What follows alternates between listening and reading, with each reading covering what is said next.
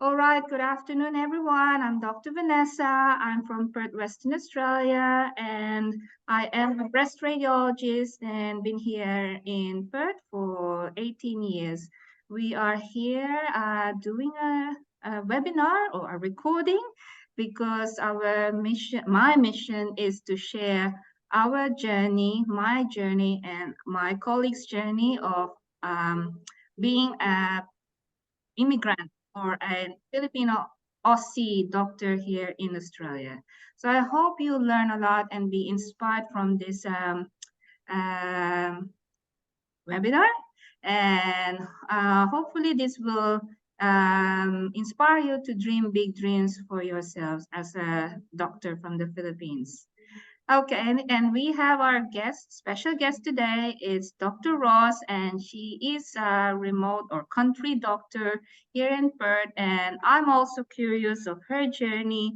I'd like to know more about her. We met twice in two medical conference here in Perth, and because it's almost always busy during conferences, we don't get to really sit down and chat and have a deep chat.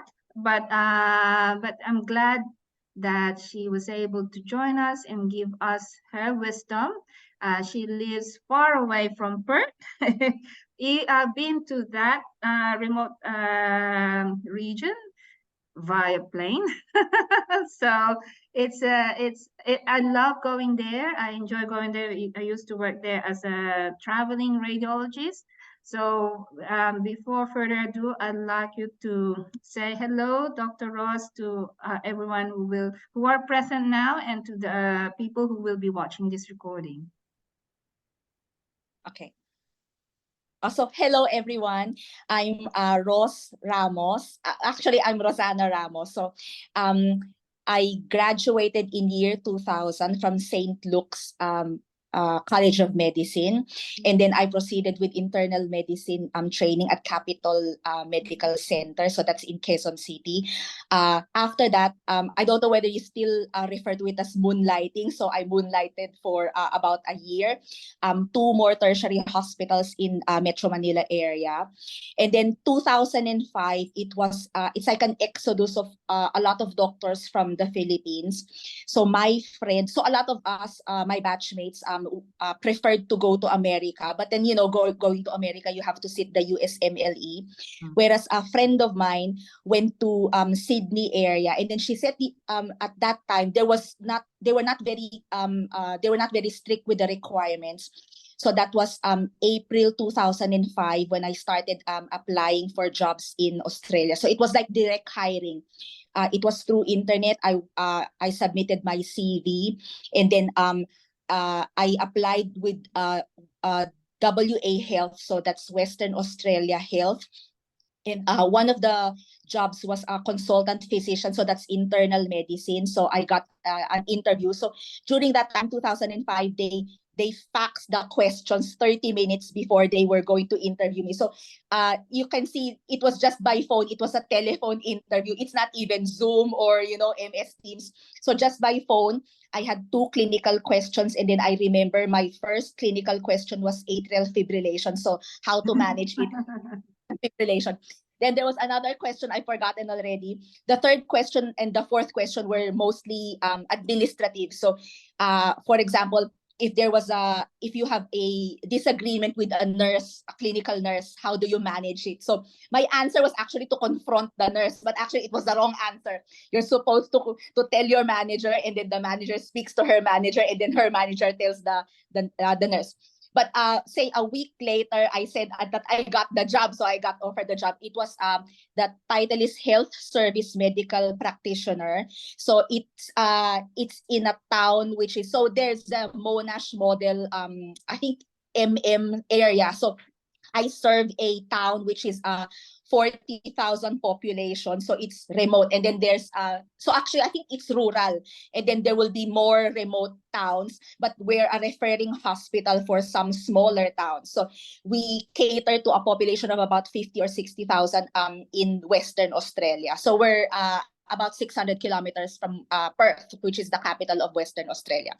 So so my job was like a permanent medical registrar. So I think the equivalent in the Philippines would be like internal medicine specialist, but not necessarily a fellow because I haven't sat the exam yet. So the only requirement during that time was an IELTS, so just an English exam. And then during that time, Wow. I think 10,000 pesos. So I didn't even have 10,000 pesos. So I had to ask my father to pay for the 10,000 pesos. And then that's it. When they hired me, so that was April, I think by May, so they wanted 2 referees. So I gave them 2 referees. They interviewed my referees by phone. And then I got the contract 2 months later. So round about June. And then they told me, and then through immigration, so I had to attend POEA, and then there were some requirements so to make my my immigration official. Then September 30, so 18 years ago today, I arrived in the town that I'm serving now. So Wow. wow, yeah. So 18 years ago today. Prior to that, so they paid for everything. They paid for my airfare, and then during that time, so there's a registration agency. It's called APRA, AHPRA. So you have to register with that regulation council. So they gave me 2 days. They paid for my hotel, so I stayed in Perth. And then I registered with APRA. Then they paid for my airplane again, going to the town that I'm serving now. So our hospital is about only 120 beds. We've got a CT scan, we've got an MRI, we've got some specialists, but no subspecialists. So we don't have a cardiologist, we don't have we only have visiting cardiologists, but no permanent cardiologist. So it's a very strong practice of internal medicine. But when your patients become more complicated, then we have to refer them to a tertiary hospital in your capital city. In our case, it's going to be Perth, WA. So I think is that all right for a start? Yes, you're doing very great. I'm All just right. in awe of your journey. Okay, so towards the many years then, so you sit your exam one by one because during that time, so I came through a what they call an area of need scheme. Yeah, So I area, because it's a small town, so they're in need of doctors. So it's something that the employer applies to the Department of Health. It's not yeah, something that I can do. So over the years, my registration was because of the area of need. And then over the years, I think the registration changed. No, Vanessa, isn't it, Dr. Vanessa? So we have to apply. So I had to sit my AMC one by one, and then until I got my general registration. And then after that, I became a citizen because I married an Australian citizen. So mm, you can go through different pathways. But I think if you yeah, become general registration, then you'll entitled to citizenship later on anyway. yeah. Uh, correct? So Yeah. yeah, So I I thought, think that's correct. Yeah, yeah. So I thought you had a question. All right. So I'm not into training. I'm in the same position as I had years ago. The reason being where I serve, there's no training position here, but you can be seconded. That means if you're in training in a tertiary hospital in the capital city, you can be sent to rural towns, for example, but you're only required to rotate for a year. I think maximum 1 year. So I didn't go into training. So I'm the same health service medical practitioner. And then just 2 years ago, they promoted me to senior medical practitioner. It's no different. The job is the same. It's just the title, and then probably some extra remuneration. So like extra cash. every year naman So we have extra cash, di ba? Yung ano mo pay mo yeah, increases every year anyway. yeah. So yun lang. So 2 levels higher lang than my original position. So if you ever come to Australia, there will be AMA Industrial Awards. So I Yeah. started with level 14, and then I think roughly now I'm level 18. So that's Oh, wow, that's consultant job level yeah, na. that's my youngest consultant job. But without going into training, that's the I highest know. level that I Yeah, have. Okay. It's yeah, still good, but I think if eventually if you ever, or if any of you would like to come to Australia and you go into training, so your level will become higher.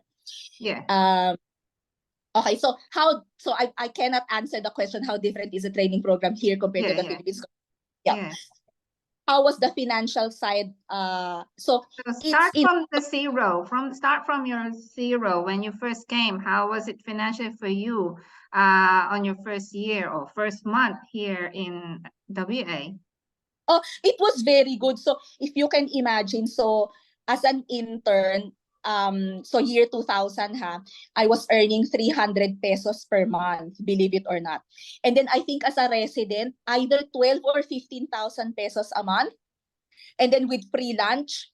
And then so paano ka naman mabubuhay noon, 'di ba? So yung meron naman akong sariling sasakyan pero yung father ko pa yung taga-bili ng gasolina ko. So Oh, part same. of so I think the primary reason why I left the country was so that I can be financially secured. Yeah. And then during that time, actually nung nakita ko yung contract ko, sabi ko, "Oy, totoo ba to? Ito ba talaga yung una kong sweldo?" So yung first anniversary ko, so Australia pala. So you work for so day in day out, the minimum requirement would be 40 hours per week and then 80 hours a fortnight. So anything on top that will be overtime. Yeah. So but then you're entitled, so wala kaming 13-month pay, pero you're entitled to 4 weeks paid leave. And then when you work for on weekends, you're entitled to an extra 5th week of paid leave. So yung first anniversary ko, so umuwi ako ng Philippines. So nilibre ko yung family, yung papa ko, kasi single ako dumating ng Australia. So nilibre ko yung family ko sa Hong Kong, tapos nagpunta kami ng Bohol. So siguro hindi ko na lang i-disclose kung magkano yung sweldo ko, pero ganun siya ka-rewarding. Well, so, if I may interrupt, I know when I came in as a fellow here, I was level 8 and I was already earning 80 to 100K per annum at that time. Sabi ko, oh my God, this is fellow. Oh my God. Pag umuwi pala ako sa Pilipinas, milyonaryo na pala ako. That was also 18 years ago. So, yeah, it is really financially rewarding. Yeah. So, totoo yung mga intern tsaka resident dito, nag-start sila bumili ng bahay as an intern or as a resident. Because they are earning about 60 to 80K per annum. Yun. So, yun. Tapos, yun, dito ko na na-meet yung husband ko. So, yung husband ko, ano siya, yung mommy niya Filipino, tas yung daddy niya Australian. Tas dito ka-anak. So, yung husband ko, born and bred sa town na sineserve ko. So I think that's also one of the reasons why I stayed here longer. Yan. Challenges because it's a rural area. Sandali. Sorry to interrupt. Kinakagat ako ng aso ko. Sandali.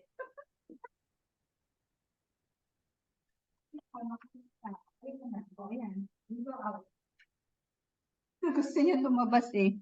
Okay, go. Sorry.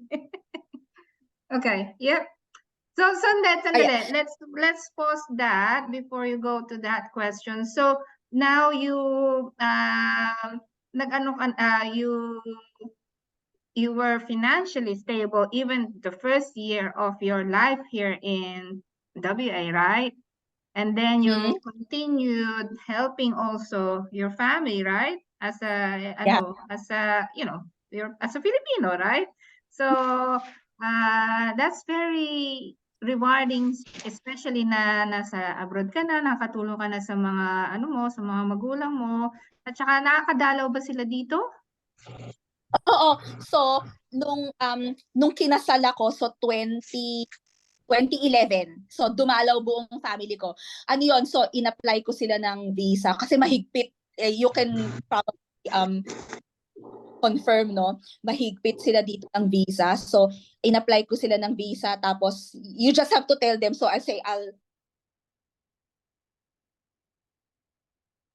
Oh, nawala ka. Sorry. Sandali. Nawala ka na. Ayan. Okay. Do it again. So, na-apply mo silang visa. Kaya, apply sila ng visa. So, nung kinasal ako, dito na kasi ako kinasal. So, dumalaw yung buong family ko. So, father ko, mother ko, tsaka brother ko. Yan. Wow. So, before that, we'll answer one question. Direct hiring ka daw noon. So meron Yeah. agent na nag-direct hire. That was 18 years ago. Everyone, iba na ang rule ngayon. Kasi noon, ako rin noon, ang requirement ko lang to come here 18 years ago was just my IELTS. At saka, basta nag-a-apply ka for fellowship at natanggap ka for fellowship, ang only requirement mo lang talaga is the IELTS. I think until now, kung mag-apply ka ng fellowship in different position, your only requirement will be IELTS. Pero ang kalaban mo sa application for fellowship would be the whole world plus the local trainees.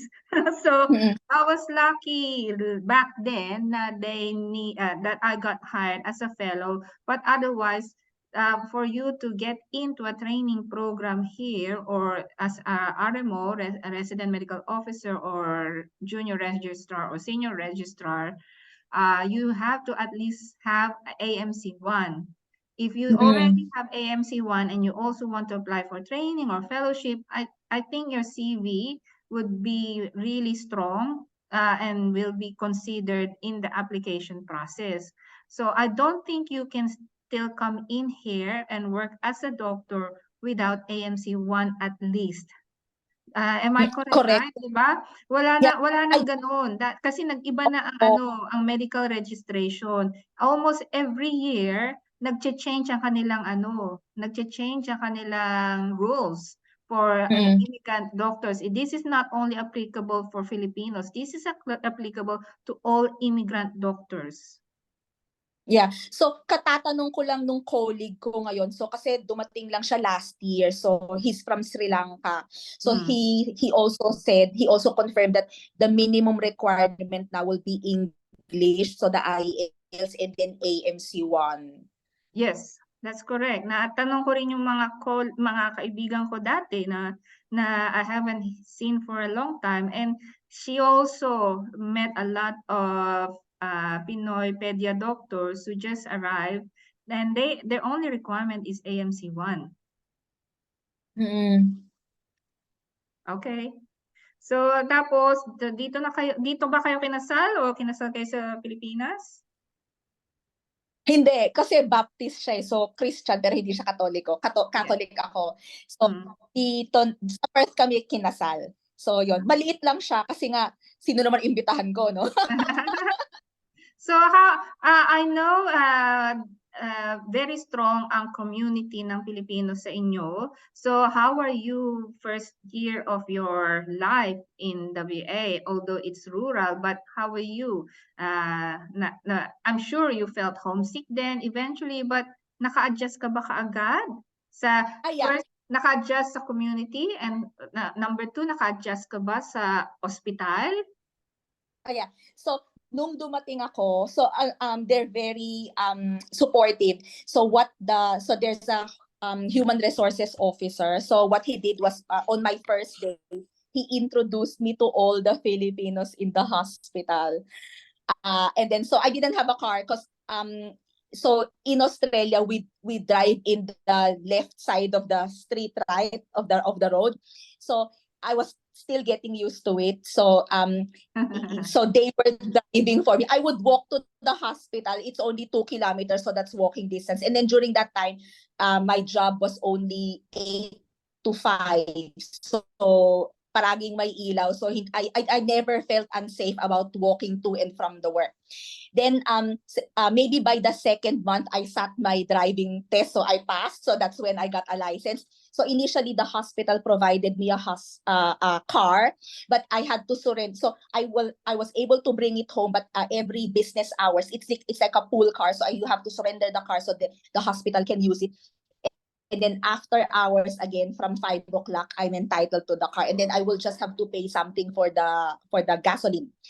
So that went on for maybe 1 or 2 years. And then I went into a government vehicle scheme. So you pay a certain premium every fortnight, and then it's the same thing. You choose the car, but then it's like a shared car. So after hours, you're entitled to use the car, even for personal reasons. For example, shopping, going to other towns, as long as it's within a 30-kilometer radius. And then you pay, during that time, my payment was $30 a fortnight. So Australian dollars every fortnight. So sobrang mura siya. And then after that, I think they stopped that scheme. So I had to buy my own car. Pero syempre by that time, may pera na ako. Yun. So it wasn't hard. So, yung father ko, totoo, yung nagpaalam ako na sabi ko, pupunta ako ng Australia, sabi ng father ko, o ba't ka pupunta ng Australia? Sobrang racist sila dyan, no? But I never really felt the racial discrimination, never. It's like a small community, at saka ano siya, United Colors of Benetton, may Indian, may Malaysian, may African, may Chinese, so ano siya, hindi siya talaga, hindi siya racist. Oo. And sa hospital, are you well supported sa hospital as a newbie? Sorry? As a newbie, doctor. Yeah, of course.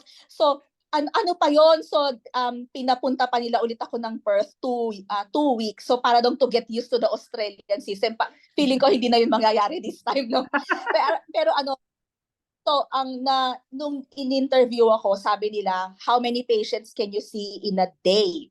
So, yung time ko noon, IM trainee ako, in charge ako, emergency department. Sabi ko, I can see 60 patients with an intern. Kasi ako yung residente, tapos yung intern ko, di ba? Tapos sabi nila, wow, you can see 60 patients on your own. Pero, tapos pagdating ko dito, sobrang particular sa documentation. So, to document physical exam, past medical history, to chart the medications, plan, etc. It will take me 45 minutes to see one patient. Do you agree? Yeah, of course. Whereas, siyempre nung sa Philippines, year 2000, ano lang yun, no?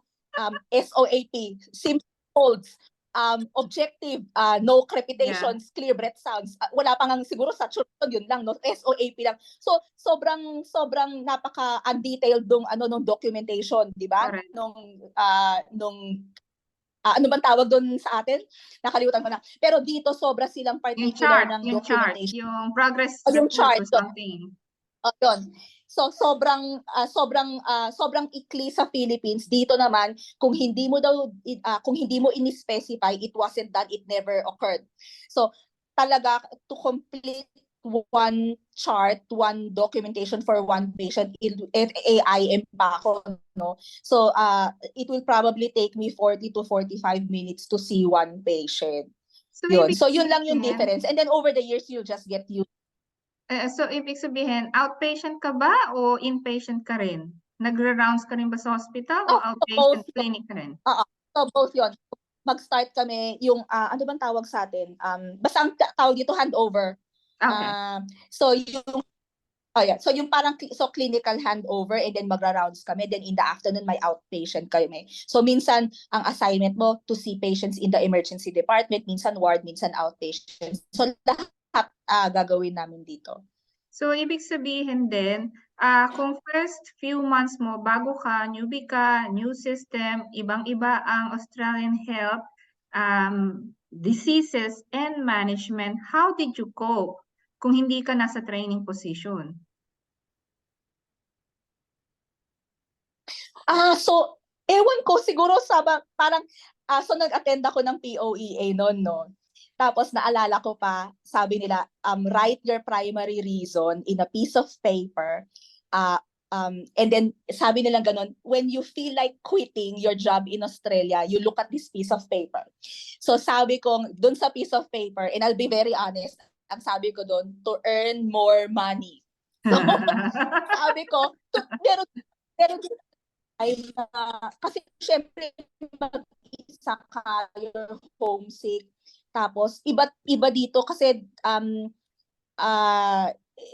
yun nga, syempre nasa ibang bansa ka, tapos you're getting used to the system, tapos mag-isa pa ako, dalaga, walang ibang family ko di telephone.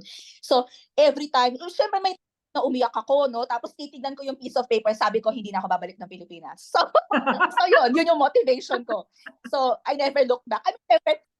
Yung reason na babalik ako ng Pilipinas just to visit my family, pero alam ko noon na I will stay in Australia. So did you get support from At saka, the senior doctors? hindi. So, hindi ko mas masasabing no support, pero yung boss ko noon, isang South African, tas ako na lahat, ako yung intern, ako yung resident, ako yung fellow.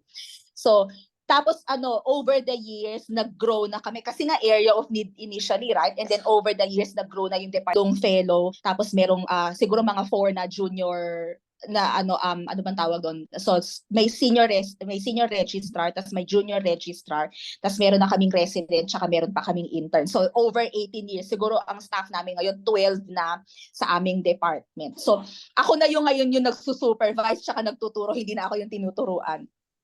That's In terms right. of yeah. Okay. So, in terms of coping, feeling ko, alam niyo ba, sabi nung, so, yung panelist ko nung in-interview ako, Dutch siya. Tapos, nung pagdating ko ng ng Australia, sabi niya sa akin, oh, do you know the reason why I hired you without even looking at my face? Sabi niya gano'n. Because you're a Filipino, sabi niya gano'n. I know you're all hardworking and then you have good work ethic. So, sabi ko sa kanya, siguro in my first few months, yun, sabi ko, I won't fail you.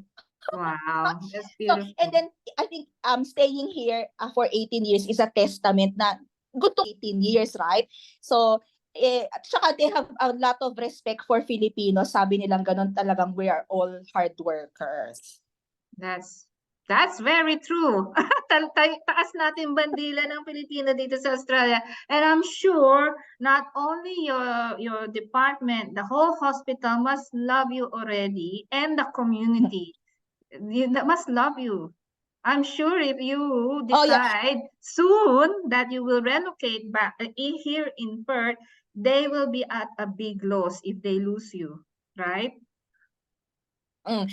Oh, yeah. So, yun naman yung, kasi sabi ko na, so yung anak ko, 10 years old na siya. So, yun lang yung siguro yung disadvantage in working in a rural area. Syempre yung mga eskwelahan mas magaganda rin kung nasa city. So sabi ko naman sayang naman yung pinag-ipunan ko. Nag-iisa lang yung anak ko. So sabi ko naman sayang naman yung trabaho ko at saka yung pinag-ipunan namin kung dito lang siya, no. So sabi ko gusto ko naman syempre ibigay sa kanya yung education na hindi available sa rural area. So yun, magre-relocate kami sa Perth. Yeah, it But will be a big I will loss. always say that working in the rural area, it's a very good stepping Sandali nagka-cut off ka. Pakiulit yung stone sinabi mo. for someone coming. Nag-cut off ka. Working in a rural area. Ano ba sinabi ko? Sabi ko, ayan. So in the rural areas, so yung education, it's not the same as in the Yeah. metropolitan area. So that's the primary reason that we're relocating to Perth. Yeah, that's correct. That's very correct. I'm sure not only you, marami rin mga OSIN na may anak na mag-high school na, they either relocate back in Perth or they ilalagay nila sa boarding school yung mga anak nila from high school to college. So yun ang usual na nakikita ko sa mga OC families na may mga kids na nag-high school at saka nagka-college. So it is common for anyone living in remote or regional Australia for their kids to study here in the metro. So yeah, so over the years, adjusted ka na-meet mo na yung ano mo, true love mo, you have your kid or your daughter growing up na. What what do you think? Ang most common question sa akin, yung work-life balance. What do you think about work-life balance? Are you compared, kunwari, di ba, sa Pilipinas, nung nag-work ka as an IM or emergency doctor, compared to your work for the past 18 years, lagari ka ba? Slave ka ba ng ospital? Or what? How do you describe your workload? O, So, sabi ko nga 'di ba nung dumating ako lang yung isang consultant tas ako na lahat, 'di ba?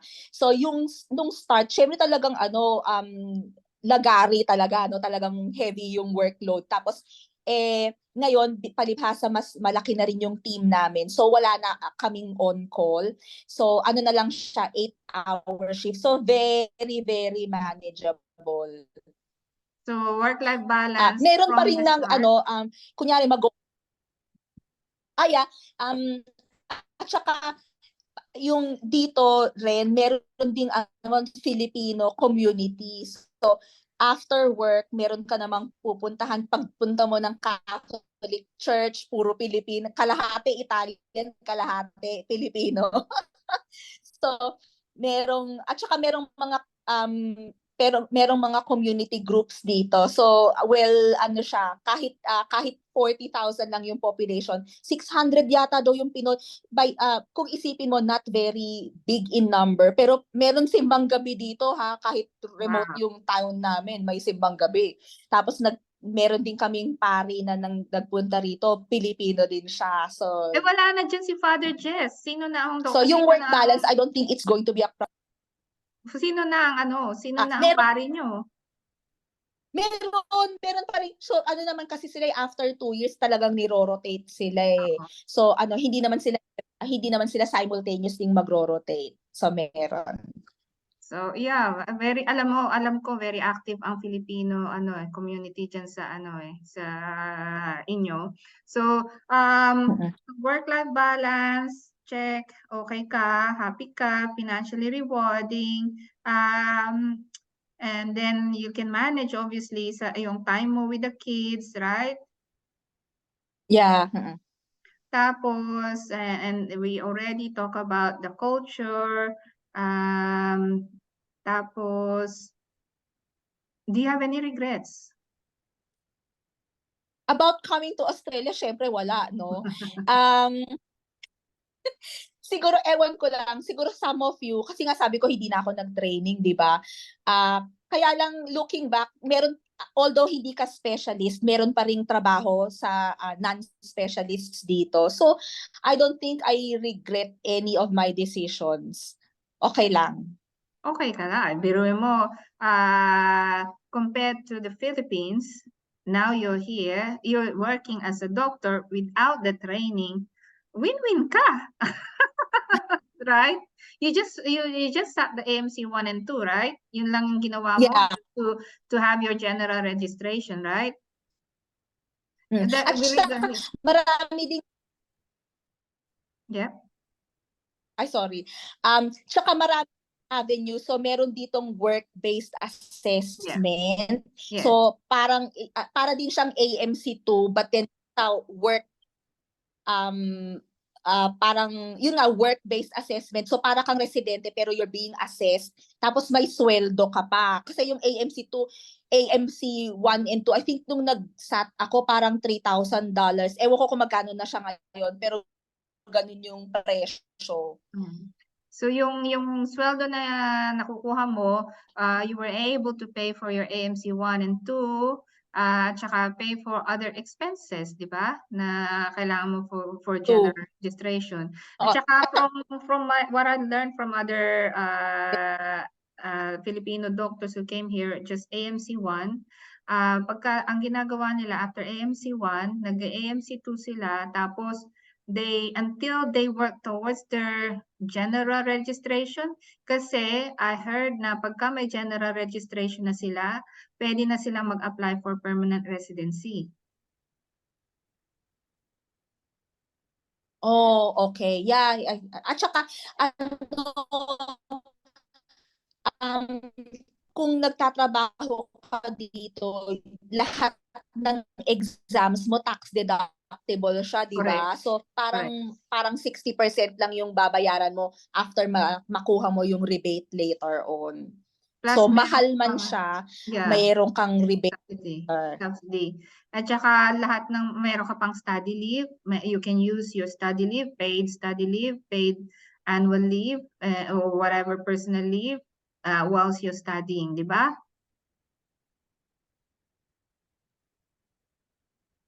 Oo. So meron siyang professional development or study leave, tapos magkasakit ka man, meron ding sick leave. Wow, that's very good. Besides yung annual leave. At saka you get paid extra pagka nag-work ka ng after hours, meaning after 5, or you work on public holidays and you work on weekends. Is that correct? Yeah, yep. So yun yung tinatawag nilang mga penalty rates. Yeah. Tapos, sasagutin ko lang yung isang question dito kanina. Pag specialist pathway po ba, may chance ba daw na maging kahit may chance po ba kahit non-comparable system ang all sa Philippines? Sabi ko kasi it's never going to be comparable. It's always gonna be partially comparable. So depends sa interview mo na kung anong specialty kayo interviewin. Sasabihin sa iyo, you're partially comparable, you will need to upskill. Minimum upskilling is 6 months. Sometimes sabihin sa'yo 12 years. Pero ako, nung nag-apply ako for specialist pathway, I was mandated to do additional 18 months of upskilling. So, nung dumating ako dito sa Australia, I felt, nung day one ko, I felt I don't know anything. But I don't know anything about radiology here in Australia. I feel that I only know 0%. Nang nalalaman ko kumpara sa mga first year registrar. Ang residents dito, they are called registrar. Na-feel mo ba yon na you don't know anything when you came here first? Ay, oo. Kasi, syempre, iba yung terms nila, di ba? So, kunyari, um, masasanay din kayo, pero yung tenga mo, di ba, ano tayo, so, we're so used to American accent na English. So, dito, Yes. iba. Like, sabi nila, no out. So, naalala ko noon, merong CPR. So, yung, di ba, sabi nila no output. Sabi ko, ano kayong ibig nila sabihin ng no output? Yung pala ibig nila sabihin no pulse. Yun. So, Yeah. but you'll get used to it. Tapos yung ibang, so, at saka yun nga yung, dito lang, sobra silang clinical. Whereas siguro palibhasa yung pinuntahan, yung pinagtrabahuhan ko before ako nagpunta ng Australia, ano siya, private hospital. So, hindi ko na sabihin masyadong depende ng echocardiogram kunyari or mga x-ray imaging, CT scan, MRI, etc. Whereas dito, siguro kasi medyo rural kami. So, masyado silang clinical. Alam ko noon, meron kaming mga consultant. Syempre, bata pa ako. Sasabihin lang gano'n, okay, where do you parang tatanungin ka nila ng theoretical, where is the course of the carotid artery? Alam mo yon, ganon. So, kunyari, auscultatory marks. So, ganon. Hindi naman hindi ko sasabihin, wala akong alam yung ganon. Pero, sobra silang clinical dito. Do you agree? Oo naman. Diyos ko, napaka-nerd nilang lahat. Pero, they're very supportive, very helpful. Pag hindi mo alam, di sabihin mo. You need to be honest because you need to be, your goal is to become a safe doctor. Regardless kung ano specialty mo, you need to be a safe doctor. Kung hindi mo alam, always ask question, always ask help, whether doktor yung tatanungin mo or nurses or clinical team, you need to ask question. You have to tell them, sorry, I'm new. Do you mind helping me with this? Even simple task, administrative task, or simple whatever, computer task na kailangan mo, you really need to ask questions and they are going to be openly help you. So you don't need to worry about not knowing and being in a new place. You really just need to be proactive with yourself to learn and grow and just be patient with you. Kasi you have to really be patient. Kasi hindi mo pwedeng sabihin sa sarili mo, oh my God, wala akong alam. It's so hard. because it is going to be very hard to work in a new environment, new hospital, let alone in Australia, which is a completely different system in the Philippines. So you really need to ask questions, and you really need to be proactive. And apart from asking questions, you really need to read and study, right? Ayan. So, ayun din, um, so yung mga assessments, ganun, tsaka mga reviews ng supervisor, ang palaging ini-stress doon, safety of practice. So, palaging i-mention yun, di ba, pag meron kang referee report, kunyari, Yeah. how safe are you as a doctor, and then do you ask for help? So, kasi syempre at the end of the day, so they treat patient as a, at the end of the day, the outcome is always important. So, yun. So, um, mas hindi it won't be a negative um feedback if you don't ask questions, but if you ask questions, that's actually safety of procedure. It's part of safety. Yeah. Yeah, I don't know whether yung signal mo ang nagcha-choppy o yung signal ko ang nagcha-choppy, pero naintindihan ko naman sinabi ko. Parang just to summarize na you really need to ask your supervisor because you need to be a safe doctor in terms of management of patients, and just to be a safe doctor, you really need to ask questions all the time. Don't hesitate. Don't be embarrassed, because that's how you also will learn if you ask questions. Is there any other questions sa mga attendees? Anyone, any question before I ask the last question? Just type in your questions there. And so words of advice for aspiring doctors who wants to go to Australia, Dr. Ross? I think be brave and then go for it. Kasi alam nyo ba yung father ko, so sabi ko, syempre kailangan kong humingi ng pera, no? Wala naman talaga akong pera bago ako pumunta ng Australia. So sabi niya gano'n, ba't ka pupunta ng Australia? Hindi ka man lang marunong daw mag-boil ng egg. Kasi syempre, palagi naman yung pinanggalingan kong family, hindi man kami wealthy.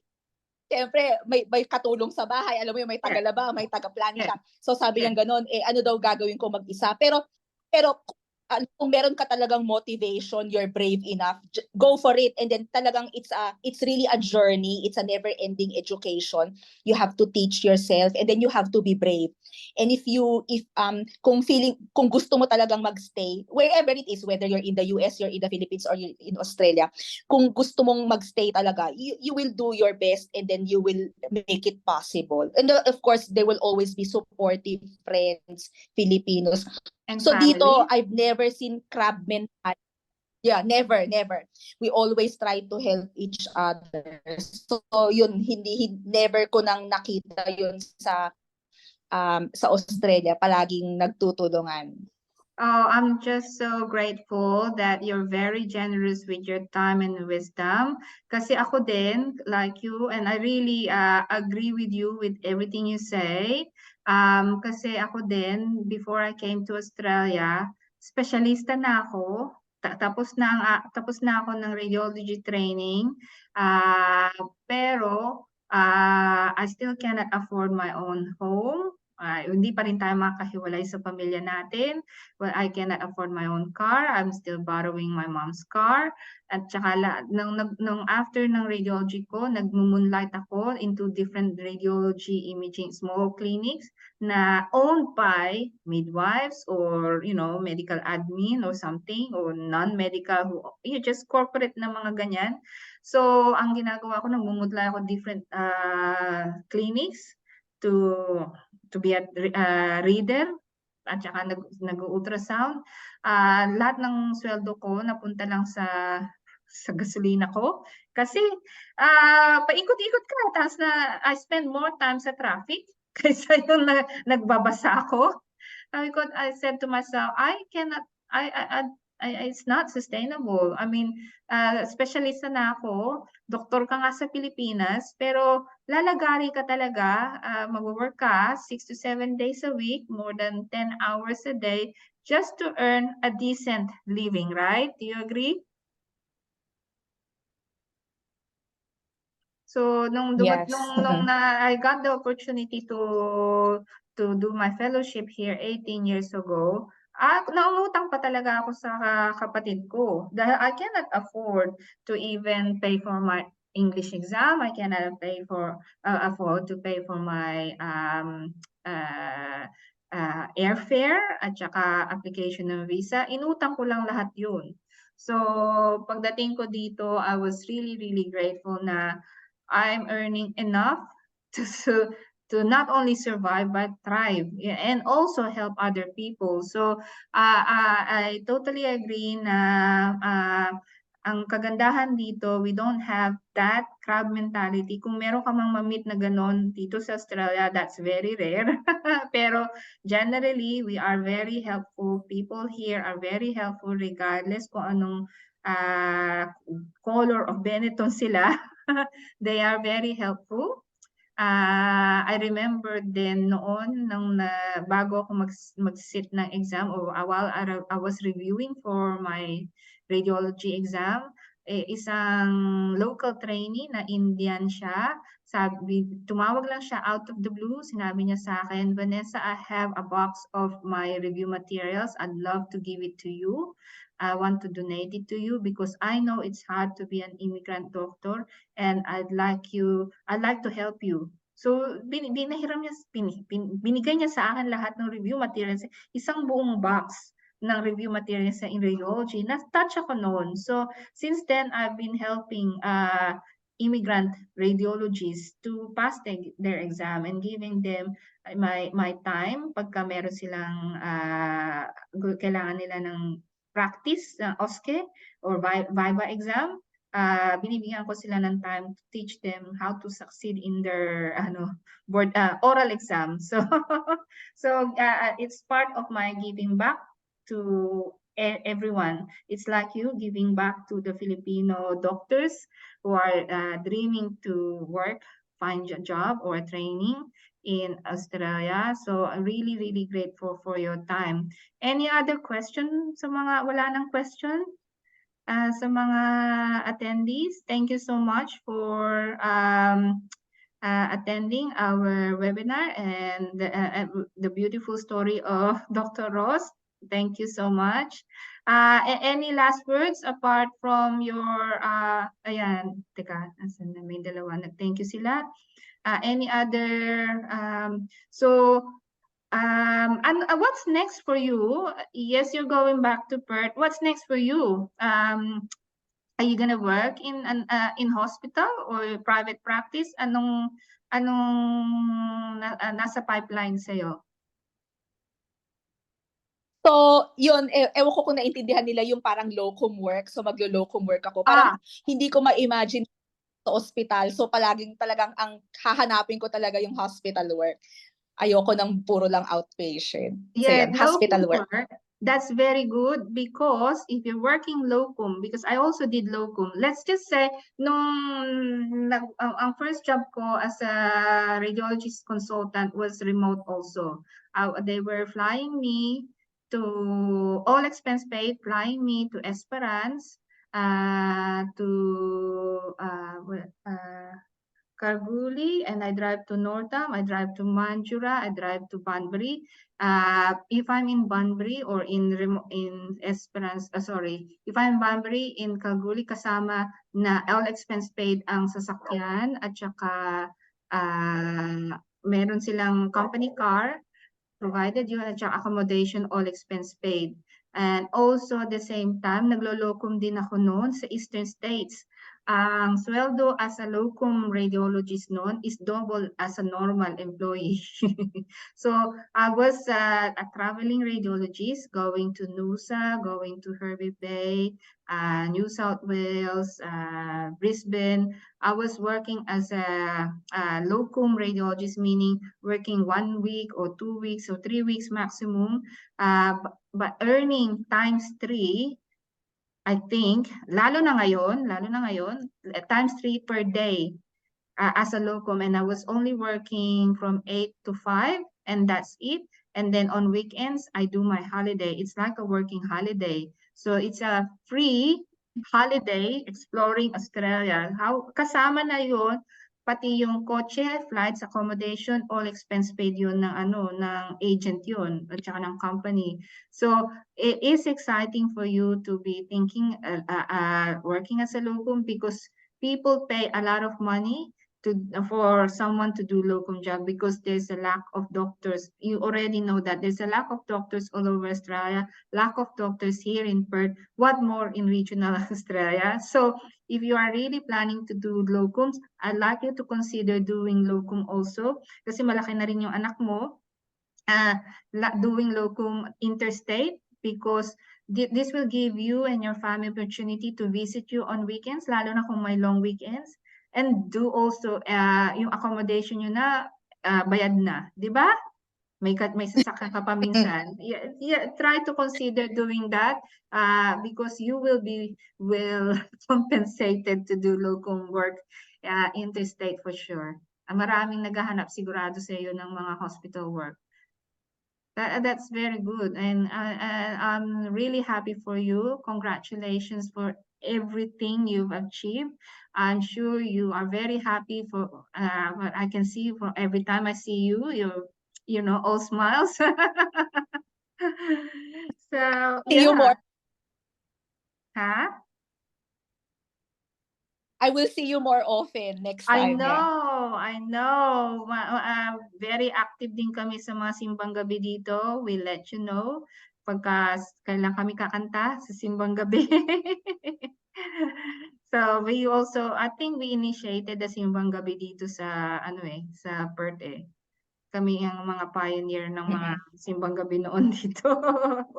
Nung dumating ako dito, wala pang simbang gabi eh. Pero nung ini-start yun dun sa amin, sa Cloverdale, dun nagsimula ang ang simbang gabi. Tapos ngayon, pati St. Mary's Cathedral, meron na rin simbang gabi. Tapos ibang mga suburbs na rin may mga simbang gabi. So, yeah, it is very rewarding to work in Australia.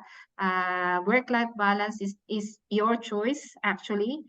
Your work-life balance is your definition of work-life balance. But generally, if you're here, you will make time to have your own work-life balance, diba? All right.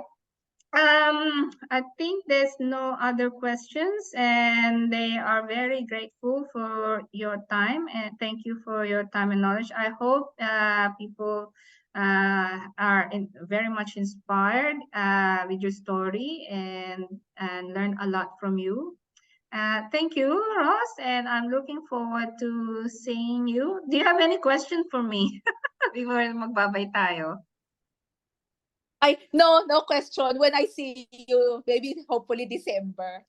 Oh, very good. Yes, thank you.